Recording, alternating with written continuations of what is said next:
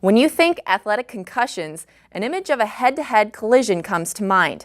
Maybe you think of football or sports that have been deemed dangerous. But if you ask Nazareth cross-country runner Emily Thompson what her idea of a concussion is, she paints a much different picture. I came off the start line. There's over 500 girls on the start line, and I was probably in like the top 20 to 50. And I got tripped up and fell to the ground, and then tried to stand up several times, but just kept kind of getting pushed down just by the mass of girls, like nothing malicious, just a big crowd. And then by the time I got up, I was pretty far back and got through most of the race before I found coach and stepped off, and I was hurting a lot, pretty dizzy. But most of the things we see here are muscle strains and ankle sprains from the terrain, uneven terrain. You know, you can roll your ankle. Nothing too major, just overuse type of things. You had mentioned some concussions. Very unlikely, but it can happen. You can fall, you can trip, you can bang your head. You can get some of the signs and symptoms: dizziness, nausea, not feeling right, feeling in a fog. And we have to take everything seriously. By the time head coach James Goss caught up with Thompson during the infamous race, he knew something was off. Did you see it when it happened? Actually, no, I was at the mile mark last year, and I just saw all the girls going by and was thinking, where the heck is Emily, So, I finally found her. She was jogging. She looked at me, looked a little panicked, and just didn't look herself. So we, just pulled her out of the race.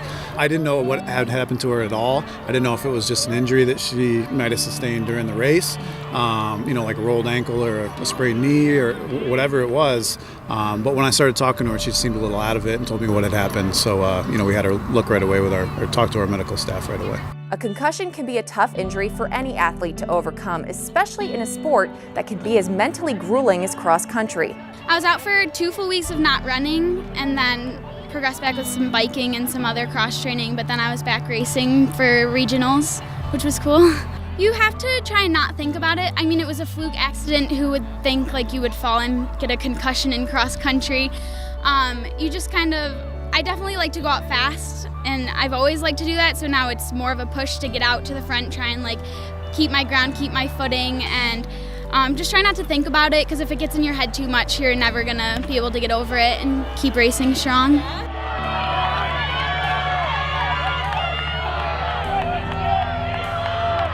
And for her, I think she really did a good job of getting in the pool when she was cleared, and trying to stay in shape the best she could during that time she was off. And then that enabled her to still have, what I consider a pretty successful season, even though it wasn't up to probably her standard at the time. Through the setbacks, Thompson still managed to finish 21st at the Empire 8 conference meet with a 5K time of 19 minutes 38 seconds. This season, she hopes to place first team at Empire 8s and place top 50 at regionals.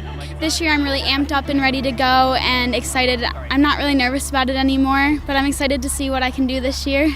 I always have my mantras, you can do it, never think down on yourself, because it is such you need to have a positive mindset to race well in cross country, and I really think if you believe you can do it, you will do it, and you just have to be positive. It shouldn't be stressful.